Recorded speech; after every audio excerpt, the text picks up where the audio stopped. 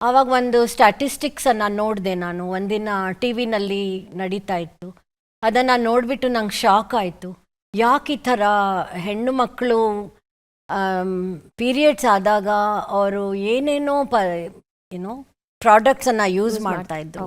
ಅವ್ರು ಬಂದು ಆಮೇಲೆ ಒಂದು ಹಳೇ ಒಂದು ಯಾವುದೋ ಒಂದು ಕಸದಲ್ಲಿ ಬಿಸಾಕಿರೋ ಬಟ್ಟೆ ಅದೆಲ್ಲ ಉಪಯೋಗಿಸ್ತಾ ಇದ್ರು. ಆಮೇಲಿಂದ ಡಾಕ್ಟರ್ಗಳು ಹೇಳಿದ್ರು ಇನ್ಫೆಕ್ಷನ್ ಜಾಸ್ತಿ ಆಗ್ತಾ ಇದೆ ಇದರಿಂದ. ಆಮೇಲೆ ಸ್ಕೂಲ್ನಲ್ಲಿ ಹೇಳ್ತಾ ಇದ್ರು ಹೆಣ್ಮಕ್ಳು ಸ್ಕೂಲ್ಗೆ ಹೋಗೋದೇ ಬಿಟ್ಬಿಡ್ತಾ ಇದ್ದಾರೆ, ಹೌದು, ಅಥವಾ ಆಬ್ಸೆಂಟ್ ಆಗ್ತಾರೆ. ಅದರಿಂದ ನಮ್ಗನ್ನಿಸ್ತು ಇದನ್ನು ದೊಡ್ಡದಾಗಿ ತಗೊಳ್ಳೋಣ ಅಂತ. ಆವಾಗ ನಂದು ಫ್ರೆಂಡ್ಸು ನಂದೇ ಏಜ್ನವರು ಎಲ್ಲರೂ ಒಟ್ಟಿಗೆ ಬಂದ್ವಿ. ಆಮೇಲಿಂದ ನಾವು ಅಂದ್ಕೊಂಡ್ವಿ, ಅಷ್ಟರೊಳಗೆ ನಮಗೆ ಗೊತ್ತಾಯಿತು ಈ ಪ್ಯಾಡು ಪರಿಸರ ಹಾನಿ ಆಗಿದೆ.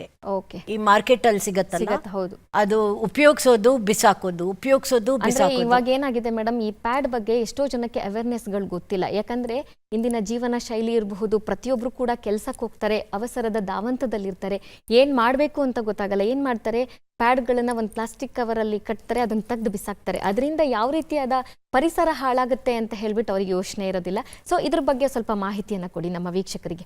ನನಗೆ ಇದು ತುಂಬಾ ತಪ್ಪು ಅನ್ಸುತ್ತೆ. ಇವಾಗ ನೋಡಿ, ಹಸುಗಳು ಎಲ್ಲ ಪ್ಲಾಸ್ಟಿಕ್ ಜೊತೆನೆ ಎಲ್ಲ ತಗೊಂಡ್ಬಿಡುತ್ತೆ. ನಾಯಿಗಳು, ಪಕ್ಷಿಗಳನ್ನ ನೋಡಿದ್ರೆ ಪಕ್ಷಿಗಳ ಹೊಟ್ಟೆನಲ್ಲಿ ಪ್ಲಾಸ್ಟಿಕ್ ಇದೆ, ಮೀನುಗಳ ಇದೆ. ಅದರಿಂದ ಪ್ಲಾಸ್ಟಿಕ್ಕನ್ನು ಹೇಗಾದರೂ ಮಾಡಿ ಕಡಿಮೆ ಮಾಡಬೇಕು. ನಮ್ದು ಪ್ಯಾಡ್ ಬಂದು ಅದರಲ್ಲಿ ಒಂದು ಜೆಲ್ ಅಂತ ಇರುತ್ತೆ, ಕೆಮಿಕಲ್ಲು ಇರುತ್ತೆ, ಬ್ಲೀಚು ಯೂಸ್ ಮಾಡಿರ್ತಾರೆ. ಕೆಲವ್ರು ಹೇಳ್ತಾರೆ ಅದು ತುಂಬ ಹೊತ್ತು ಹಾಕೊಂಡ್ರೆ, ಬೆಳಗ್ಗೆಯಿಂದ ರಾತ್ರಿ ತನಕ ಒಂದೇ ಪ್ಯಾಡ್ ಹಾಕೊಂಡ್ರೆ ನಿಮಗೆ ಆರೋಗ್ಯಕ್ಕೂ ಆಗತ್ತೆ. ಪ್ಲಸ್ ಅದು ಬಂದು 1,000 ವರ್ಷ ಕರ್ಗೋದಿಕ್ಕೆ.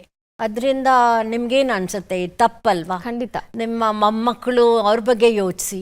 ನೀವೇನೋ ಬೇಕು ನನಗೆ, ಬೇಡ ನನಗೆ ಯಾರು ಒಗಿತಾರೆ, ಯಾರು ಇದನ್ನು ಒಣಗಿಸ್ತಾರೆ ಅಂತ. ಮುಂಚೆ ಮಾಡ್ತಾ ಇದ್ದನ್ನ ನಮ್ಮ ಗೈನಕಾಲಜಿಸ್ಟು ಹೇಳಿದ್ರು, ಇದು ತುಂಬ ತಪ್ಪು, ಆರೋಗ್ಯಕ್ಕೆ. ಬಟ್ಟೆನನ್ನ ಎಲ್ಲರೂ ಬ್ಲೇಮ್ ಮಾಡಕ್ಕೆ ಶುರು ಮಾಡಿದ್ರು, ಬಟ್ಟೆನೇ ತಪ್ಪು ಅಂತ. ನಾನೇನು ಹೇಳ್ತೀನಿ ಅಂದರೆ, ಬಟ್ಟೆನನ್ನ ಚೆನ್ನಾಗಿ ಸೋಪ್ ಹಾಕಿ ಒಗಿರಿ, ಕರೆ ಹೋಗೋ ತನಕ ಚೆನ್ನಾಗಿ ಒಗಿರಿ, ಬಿಸಿಲಲ್ಲಿ ಒಣಗಿಸಿ, ಅದು ತುಂಬ ಇಂಪಾರ್ಟೆಂಟ್. ಬಿಸಿಲೇ ಬಂದು ಎಲ್ಲ ಆ್ಯಂಟಿಬಯೋಟಿಕ್ ಥರ, ಅದರಿಂದ ಎಲ್ಲ ಕ್ರಿಮಿಕೀಟಗಳು ಹೊರಟೋಗುತ್ತೆ. ಅದಾದಮೇಲೆ ಒಳ್ಳೆ ಜಾಗದಲ್ಲಿ ನೀಟಾಗಿ ಇಡಿ. ಹೆಂಗಸರು ಏನು ಮಾಡ್ತಾ ಇದ್ರು ಅಂದರೆ, ಬೀರು ಹಿಂದೆ ಯಾವುದೋ ಒಂದು ಬಾತ್ರೂಮ್ನಲ್ಲಿ ಒದ್ದೆ ಇರೋವಾಗ ಅದೆಲ್ಲ ಮಾಡ್ತಾ ಇದ್ರು. ಅದು ಮತ್ತೆ ಇನ್ಫೆಕ್ಷನ್ ಆಗುತ್ತೆ, ಅದು ಮತ್ತೆ ಎಫೆಕ್ಟ್ ಆಗುತ್ತೆ. ಸೊ ಹಾಗಾಗಿ ಯಾವುದೇ ಆದ್ರೂ ಬಟ್ಟೆನ ಚೆನ್ನಾಗಿ ಯೂಸ್ ಮಾಡಬೇಕಾದ್ರೆ ನೀಟಾಗಿ ಅದನ್ನ ಸೋಪ್ ಹಾಕಿ ಒಗ್ಬಿಟ್ಟು ಒಣಗಿಸಿದ್ರೆ ಯಾವ ಪ್ರಾಬ್ಲಮ್ ಇರೋದಿಲ್ಲ.